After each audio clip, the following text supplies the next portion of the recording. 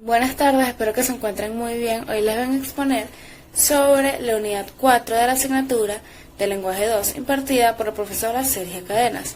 Mi grupo está conformado por Juan Benavente, María Gómez, Andrea Matute, Ángela Iniesta, Angeli Parra, Dayer Parrado y mi persona, Fabiana Torres.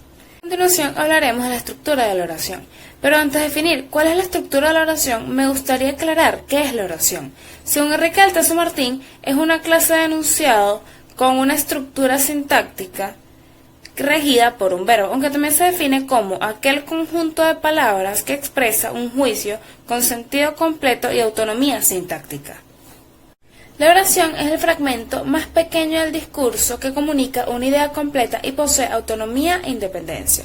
La oración es una estructura bimembre porque está compuesta por dos categorías sintácticas menores, que son las dos estructuras básicas de la oración, el sujeto y el predicado. El sujeto es un sintagma nominal cuyo núcleo puede ser un sustantivo, un nombre o un pronombre. Este guarda relación directa, lógica y gramatical con el núcleo del predicado. Puede estar compuesto por una, dos o más palabras. En el sujeto el núcleo suelen ser sustantivos, mientras que en el predicado suelen ser verbos. Pero a su vez ambos deben estar coordinados, tener concordancia de número y género. Existen diferentes tipos de sujetos. Por ejemplo, está el sujeto explícito, que es aquel que aparece en la oración. Está el sujeto tácito, que es aquel que existe pero no aparece porque se puede deducir del contexto. Sujeto agente es aquel sujeto que realiza o lleva a cabo la acción del verbo y concuerda en número y persona con el verbo. Solo se encuentra en oraciones en modo activo. Sujeto paciente es la persona que recibe la acción del verbo y solo se encuentra en oraciones en modo pasivo. Sujeto múltiple es aquel sujeto que tiene varios núcleos. Sujeto simple es aquel sujeto que tiene un único núcleo. El predicado. El predicado es lo que se dice del sujeto. Generalmente es una construcción verbal, ya que el núcleo del mismo es un verbo que indica la acción que realiza el sujeto. Predicado verbal es todo aquel predicado que expresa la acción del verbo o proceso o estado que afecte al sujeto. Está formado por cualquier verbo que no sea ser, estar o parecer, y su clasificación dependerá de los complementos del verbo. Complemento atributo es aquel que está constituido por un verbo copulativo, ser, estar o parecer, y un sintagma adjetivo que describe una cualidad atribuida al sustantivo. Complemento de régimen es aquel complemento que va acompañado de un verbo que acompaña a una preposición, como es el ejemplo de creer en, confiar en, disponer de. Complemento predicativo es la función sintáctica que acompaña un verbo y expresa una cualidad, propiedad o estado del sujeto. Complemento agente es aquel complemento que designa la persona que realiza la acción del verbo. Complemento directo es la persona o cosa sobre la cual recae inmediatamente la acción del verbo transitivo. Complemento indirecto es la persona o cosa que recibe el daño, provecho o fin de la acción verbal que sirve de complemento. Complemento circunstancial es toda aclaración que complete la idea mediante determinaciones de lugar, modo, tiempo, causa o instrumento de la acción verbal. Predicado nominal es todo aquel predicado que está acompañado de un verbo copulativo, ser, estar y parecer. Generalmente describe qué es el sujeto, cómo es o cómo está. Como se nombró anteriormente, las oraciones están formadas por sintagmas, actualmente denominados por la Real Academia Española como grupos sintácticos. Esos grupos sintácticos se definen como aquel grupo de palabras que desempeña una función determinada dentro de la oración. Están compuestos por unos núcleos y unos modificadores y siempre deben tener núcleo, género y número. Hay diferentes tipos de sintagmas. Por ejemplo, está el nominal, cuyo núcleo es un sustantivo o un nombre. El sintagma adjetival, cuyo núcleo es un adjetivo. Sintagma verbal, cuyo núcleo es un verbo. Sintagma adverbial, cuyo núcleo es un adverbio. Sintagma preposicional, cuyo núcleo es una preposición. mi nombre es Ángel Iniesta y les voy a hablar sobre los criterios para que un enunciado sea considerado una oración.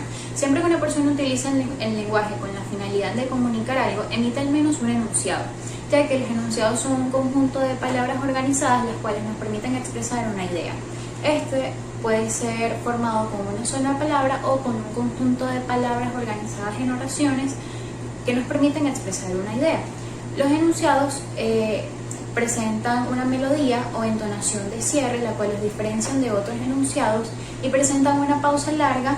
De una forma escrita se pueden ver con un punto o con los signos de cierre de exclamación o de interrogación. Existen dos clases de enunciado. Uno de ellos es la frase, la cual es el enunciado que se caracteriza por no tener verbo en forma personal, ni sujeto ni predicado. Ejemplo de esto es buenos días, prohibido fumar, por favor. Luego tenemos a la oración, la cual es el enunciado el cual se caracteriza por tener verbo en forma personal y estar compuesta por sujeto y predicado. Ejemplo de esta es: los niños van al parque. El sujeto y el predicado son elementos que constituyen a una oración y estos se pueden definir por medio de dos criterios. Uno de estos es el criterio gramatical, en donde el sujeto está formado por un sintagma nominal y el predicado por un sintagma verbal. Luego tenemos el criterio semántico, en donde el sujeto es la persona o cosa de la cual se dice algo y el predicado es lo que se dice o lo que se predica de este sujeto.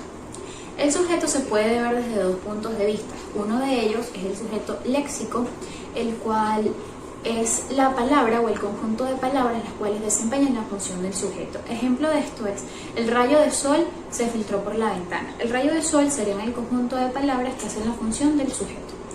También tenemos el sujeto gramatical, el cual es la persona gramatical que desempeña la función del sujeto, y esta está formada por diécesis de números y personas en forma verbal.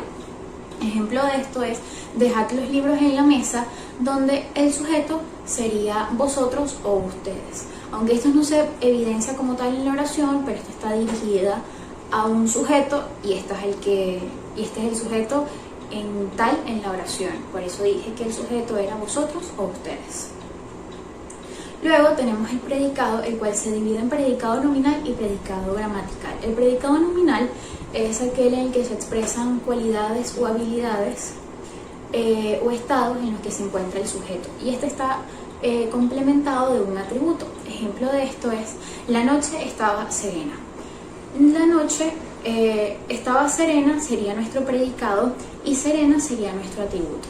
El predicado nominal está compuesto de dos elementos. Uno de estos es el núcleo verbal, el cual es el verbo copulativo, es decir, el verbo que funciona de enlace entre el sujeto y la cualidad o estado en el que éste se encuentra. Los verbos copulativos son ser, estar y parecer. El atributo es lo que consideramos el estado y la cualidad en sí, o sea, es la palabra que dice en qué posición está o en qué cualidad está el sujeto. Y esta función está desempeñada por adjetivos, también puede ser por adverbios y grupos nominales. El predicado, también está el predicado verbal, el cual en este se expresa acciones o procesos los cuales afectan al predicado. Y estas se encuentran, el verbo se encuentra como núcleo del predicado. Ejemplo de esto es: Juan abrió el libro. Abrió es nuestro verbo y por ello es el núcleo de nuestro predicado. Y abrió el libro sería nuestro predicado. El predicado nominal también puede finalizar en el verbo o se puede finalizar con una sola palabra sin complementos.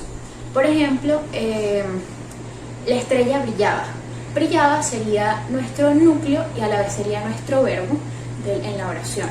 Pero generalmente el predicado verbal está acompañado de adjetivos, adverbios y de grupos nominales, los cuales hacen la función de complemento.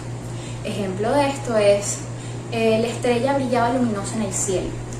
Brillaba sigue siendo nuestro núcleo, luminosa en el cielo serían nuestros complementos y brillaba luminosa en el cielo sería nuestro predicado. Muchas gracias. Ahora les voy a dejar una actividad que van a ver en la pantalla, en donde ustedes tienen que dedicar qué enunciado corresponde a frase o a oración. Gracias. Mi nombre es Andrea Matute y mi tema de exposición son los aspectos de construcción de segmentos textuales, lo que es la extensión de la oración y el orden de ideas. Los fundamentos como tal del texto varían, hay muchas funcionalidades que nos pueden servir para crear un texto, pero las primordiales de estas son lo que es la motivación, la necesidad de comunicación, la búsqueda de información y lo que nos lleva a un orden de ideas y la autorrevisión, la revisión final. Estas etapas se basan en lo que es la planeación, la textualización y la autorrevisión. En la planeación notamos lo que es planear las ideas. En la textualización las llevamos a cabo, las plasmamos y en la autorrevisión revisamos lo que ya se ha escrito. Después de esto vamos a lo que es la extensión del texto. De acá pueden variar unas pocas o millones de palabras porque hay muchísimas que pueden variar en la parte de la extensión del texto. ¿Cuáles son las características, las que son las primordiales? Vendrían siendo lo que es la coherencia, la cohesión y la adecuación. En la coherencia vemos lo que vendría siendo planificar, ordenar las ideas para generar un sentido. En la cohesión las conectamos y en la adecuación finalizamos el texto para que llegue al lector, que es lo que estamos haciendo para que llegue. Todo texto tiene una coherencia que lo lleva como un marco referencial, que es lo que podemos notar en muchas partes del texto y en cómo deberíamos hacer para que tenga una coherencia final. Ideas para generar un sentido. En la cohesión las conectamos y en la adecuación finalizamos el texto para que llegue al lector, que es lo que estamos haciendo para que llegue. Todo texto tiene una coherencia que lo lleva como un marco referencial, que es lo que podemos notar en muchas partes del texto y en cómo deberíamos hacer para que tenga una coherencia final. El segundo punto a tratar son los procedimientos gramaticales y textuales léxicos para evitar la repetición léxica.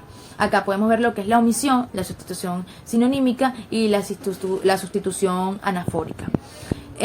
Acá hay muchos procedimientos que nos pueden llevar a evitar estos errores, pero lo que realmente radica en esto vendrá siendo la sustitución o la asociación. En la parte de omitir, que vendría siendo la omisión es omitir palabras. Y en la parte de sustitución anafórica, o puede ser catafórica, son las que pueden cambiarse antes o después del nombre que refiere. Y lo que vendría siendo la parte de la sustitución sinonímica es la que sustituye por sinónimos, para que no se repitan muletillas o se creen estas en el texto y pueda tener una cohesión total, o sea, que hayan conectores que nos hagan hacer la autorrevisión final, que para eso tenemos que releer muchas veces el texto para ver la finalización total. Mi nombre es Daniel Parrado y yo les vengo a hablar sobre la imprecisión léxica. Puede definirse como la falta de propiedad en el uso de las palabras. Por costumbre y falta de un repertorio léxico amplio, utilizamos palabras comodines.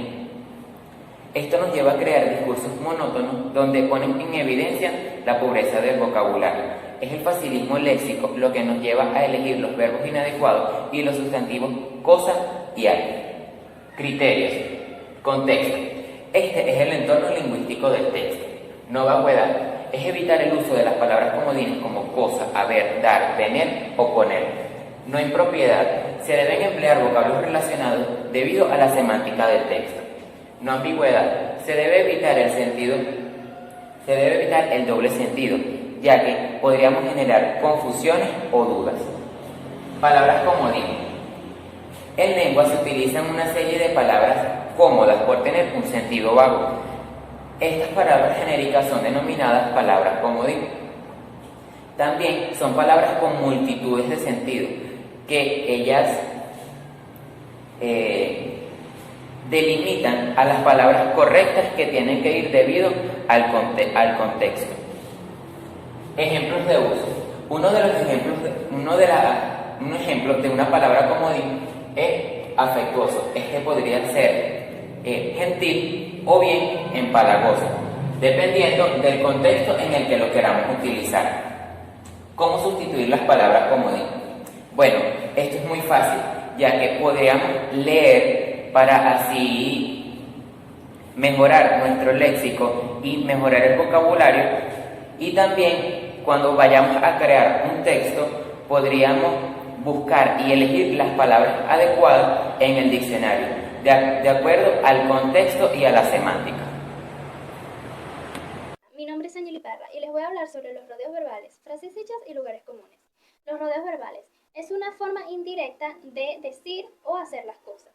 Hablar con rodeos es evitar llegar a la verdad, a contarle a alguien algo que probablemente no le vaya a gustar. Como por ejemplo, si una persona le quiere decir a otra que ha chocado su auto, puede decir, bueno, lo dejé estacionado, pero estacionado no está. Eso es un rodeo, ya que no le está diciendo a la otra persona que ha chocado su auto. Frases hechas. Una frase hecha, también llamada dicho, son aquellas que esconden un significado diferente a lo que se dice textualmente. Estas no se tienen que tomar de forma literal, como por ejemplo tocar madera. Esto significa buscar buena suerte. En algunos sitios se tiene la creencia de que si se toca madera vas a tener buena suerte. Otro ejemplo puede ser tiempo al tiempo. Hay que darle tiempo a las cosas.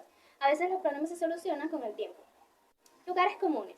Un lugar común es una frase, expresión o idea que debido a su uso habitual ha ocurrido un desgaste, perdiendo su significación.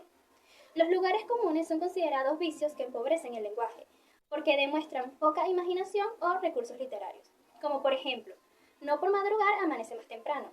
Más vale prevenir que curar y más vale pájaro en mano que 100 volando. Procedimientos léxicos y gramaticales para lograr la precisión léxica. Los principales procedimientos léxicos son la repetición, la sustitución y la asociación. La repetición sirve para dar un mayor énfasis a la palabra repetida, evitar ambigüedades y también sirve como recurso estilístico. Ejemplo, verde que te quiero verde, verde viento, verde ramas. También está la sustitución, que consiste en emplear un término emparentado con otro para evitar la repetición. Dentro de la sustitución distinguimos entre la sinonimia, que es emplear sinónimos, es decir, una palabra que tenga el mismo significado que otra. Ejemplo, asno, burro.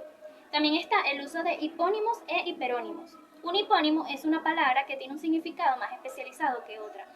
Ejemplo, la pasta engloba muchas variedades, tallarines, macarrones, espaguetis. Macarrones es el hipónimo de pasta.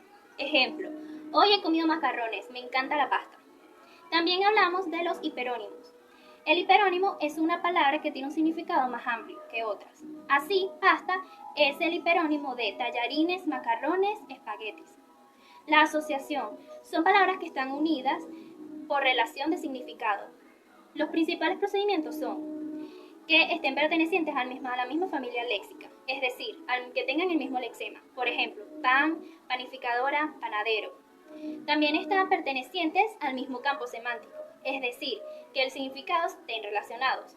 Ejemplo, al campo semántico del fútbol le pertenecen balón, árbitro, penalti. También están los antónimos, que son palabras que contrastan en sus significados. Ejemplo, hijo, padre, frío, caliente, blanco, negro. Procedimientos gramaticales según Edward Sapir.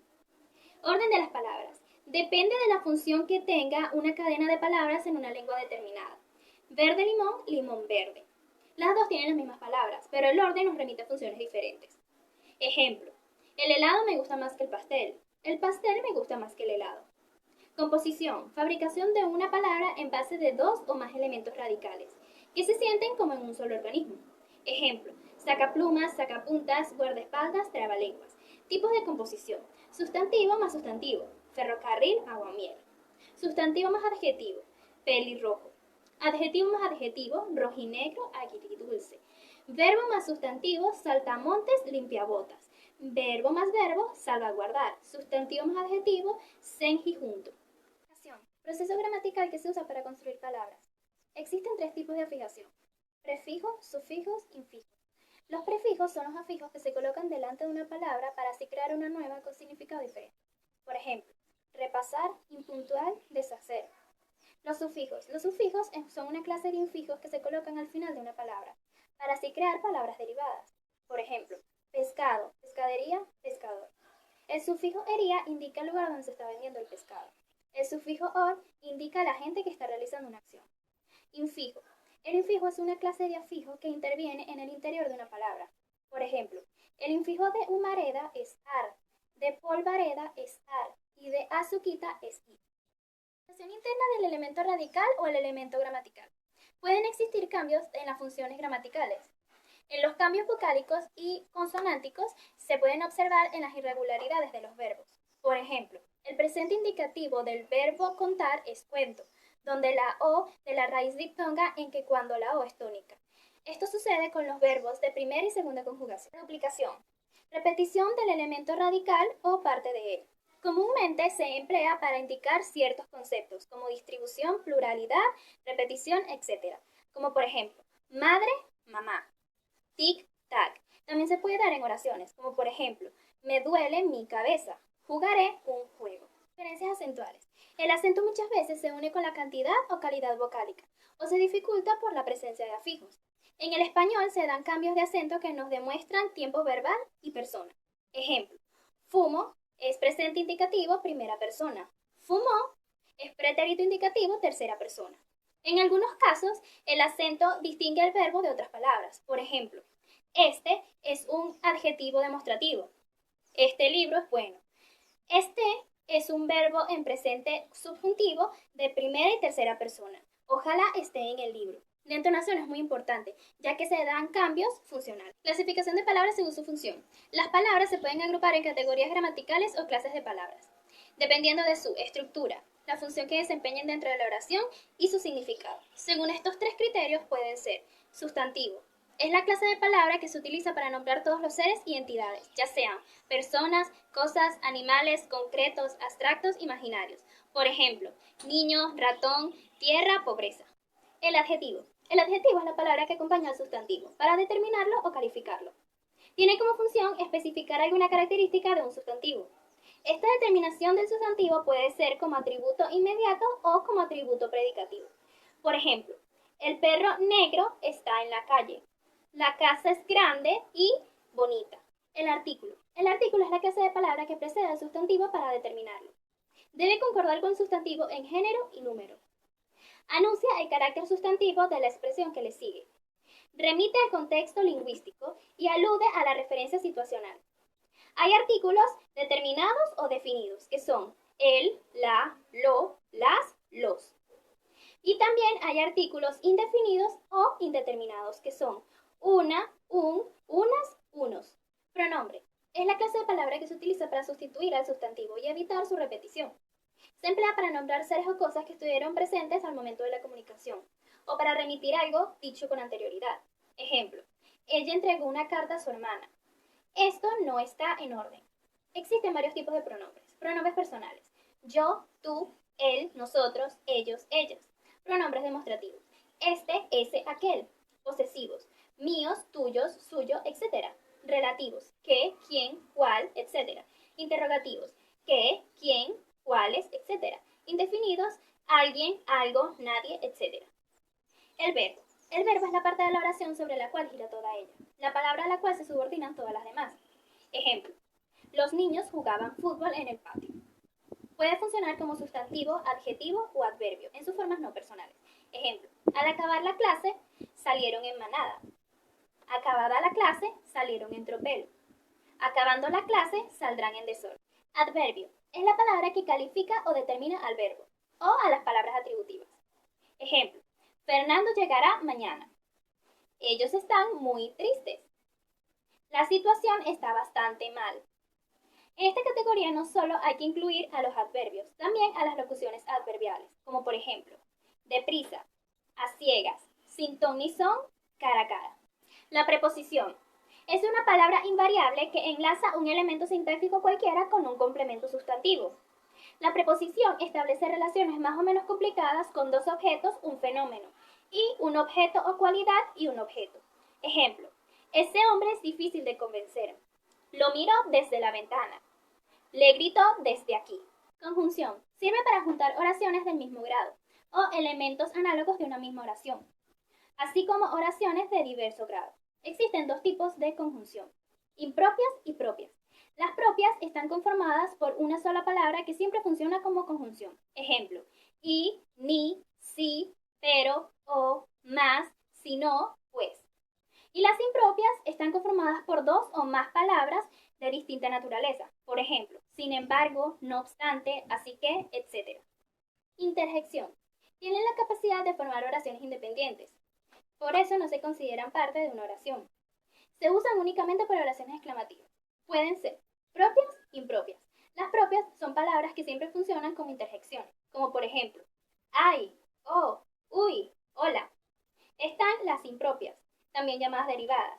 Estas están formadas por palabras con categoría gramatical, pero aún así se puede usar como interjecciones, como por ejemplo, fuego, ánimo, fuera, salud. Las interjecciones no tienen categorización específica debido a su naturaleza de formar oraciones aisladas. Mi nombre es María Gómez y me corresponde la revisión de las normas de la ortografía española del año 2010 de la RAE. La revisión de las normas de ortografía publicada por la RAE en el año 2010 trata de exponer y describir las nuevas normas que se van a establecer para seguir el orden y la concordancia en el español. Una de las principales que tenemos, que voy a nombrar a continuación, es la eliminación de los diagramas de la letra Che y la doble L en el abecedario. Se eliminan completamente del abecedario debido a que estos símbolos no son considerados como letras, sino diagramas. Digramas. ¿Qué son los digramas? Los digramas son un conjunto de dos letras que unidos generan un fonema. Por lo tanto, ya como dije anteriormente, no son considerados letras.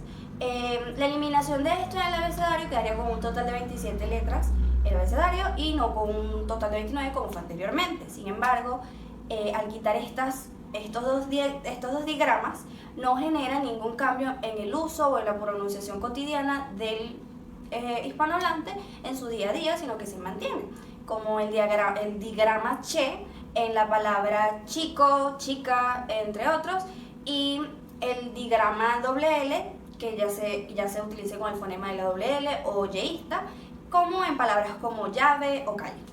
En número 2 de las nuevas normas establecidas en el año 2010 por la RAE tenemos la propuesta de colocarle un solo nombre a cada letra del abecedario. Esto no trata de interferir con que algunos países le digan de distinta manera a algunas letras del abecedario y estas no van a ser vistas de manera incorrecta.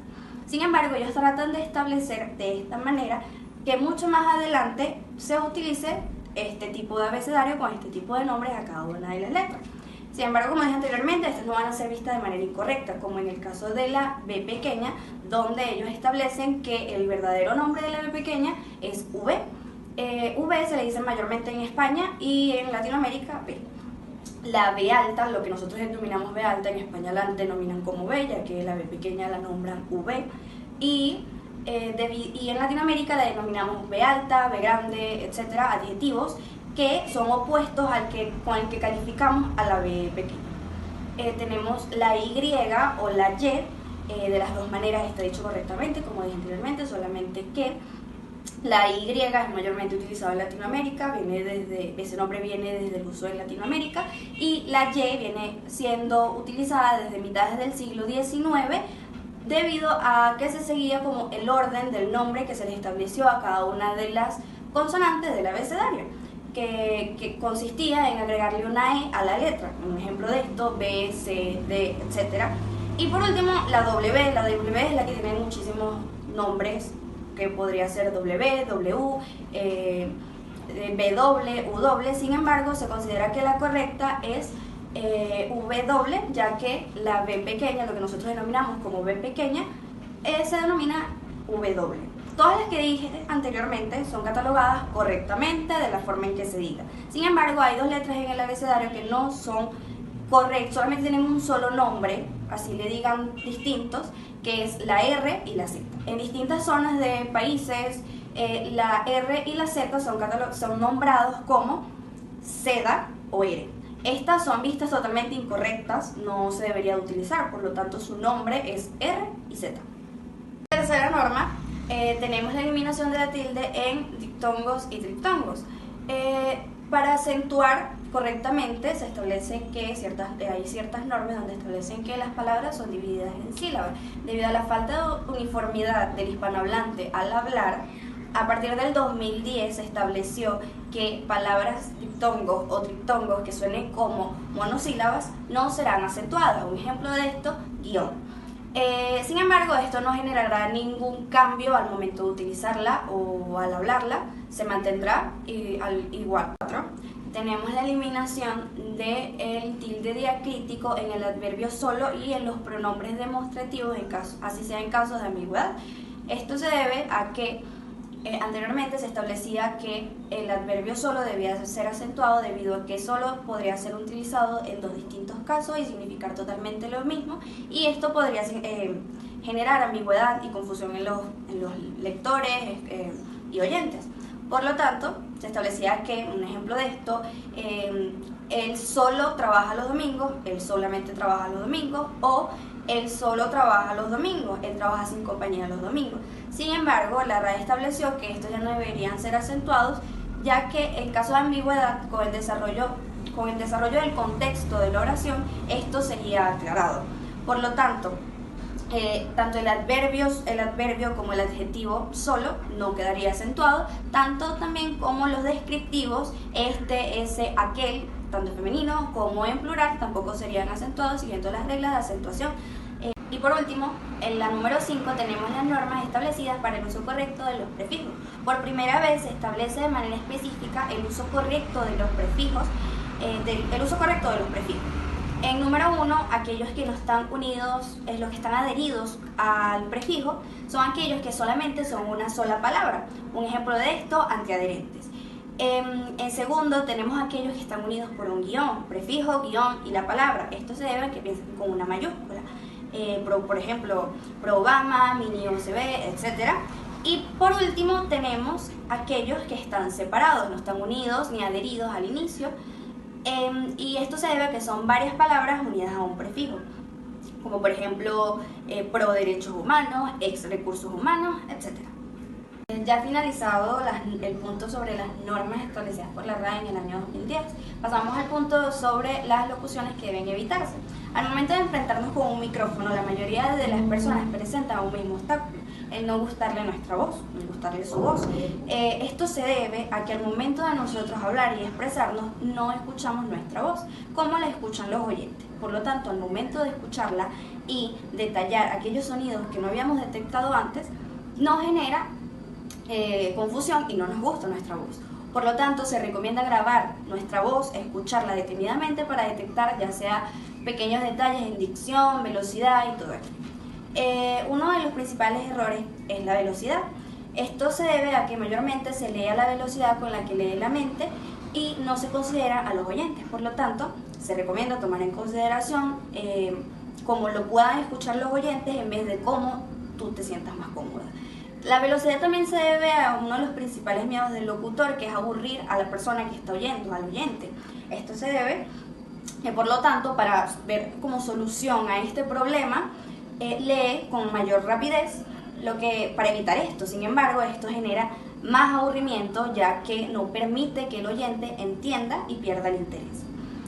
La velocidad, al momento de hablar, dependerá de las imágenes o de las diapositivas que se estén utilizando.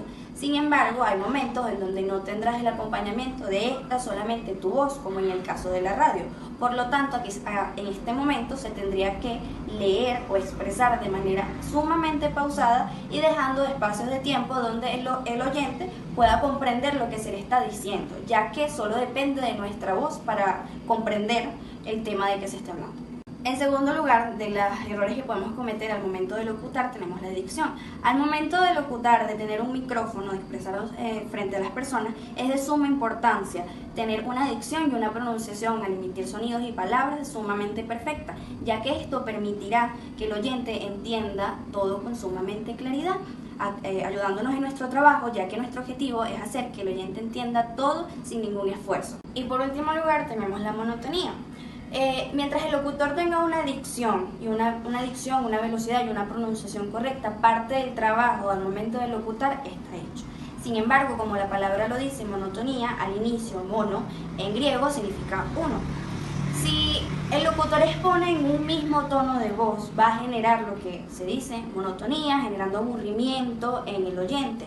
Por lo tanto, se recomienda expresarse ya sea en tonos graves y en tonos agudos al momento de leer, para así no generar lo que acabo de decir, que es la monotonía, y también dar mayor comprensión al tema que se esté exponiendo o leyendo. Hola, me llamo Juan Diego Benavente y les voy a hablar sobre el uso inadecuado de algunas frases y palabras. Como la mayoría de las veces que nos comunicamos utilizamos el lenguaje oral, no caemos en cuenta en la cantidad de errores que podemos cometer si nos toca pasar lo que decimos al lenguaje escrito, ya que hay una gran cantidad de palabras que suenan igual, como por ejemplo haya, haya y haya. El primer haya, escrito H-A-Y-A, puede utilizarse como verbo o como sustantivo. Un ejemplo de haya como verbo es: puede que tu amigo haya ido al cine. Como sustantivo, es un tipo de árbol llamado haya, originario de Japón, específicamente de la región de Yokohama. El segundo haya, escrito H-A-L-L-A, es la forma correcta de la tercera persona del singular. Un ejemplo: increíble, siempre haya la solución. Este haya significa encontrar o encontrarse. El tercer haya es un sustantivo femenino, usado en las casas acomodadas para llamar o en forma de apodo a las mujeres que cuidan y educan a los niños de dicho hogar. Un ejemplo: siempre recordarán a su querida haya, que los cuidaba y les daba todo su cariño.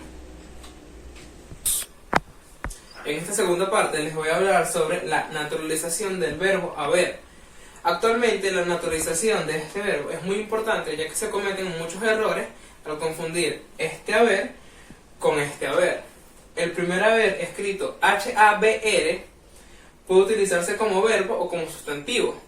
Una forma en la que se puede utilizar como verbo es estando como auxiliar seguido del participio. Un ejemplo: debió haber ocurrido algo para que esté así de contento.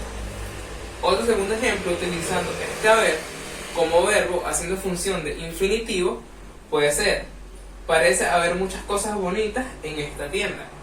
Ahora, este haber utilizado como sustantivo significa conjunto de bienes.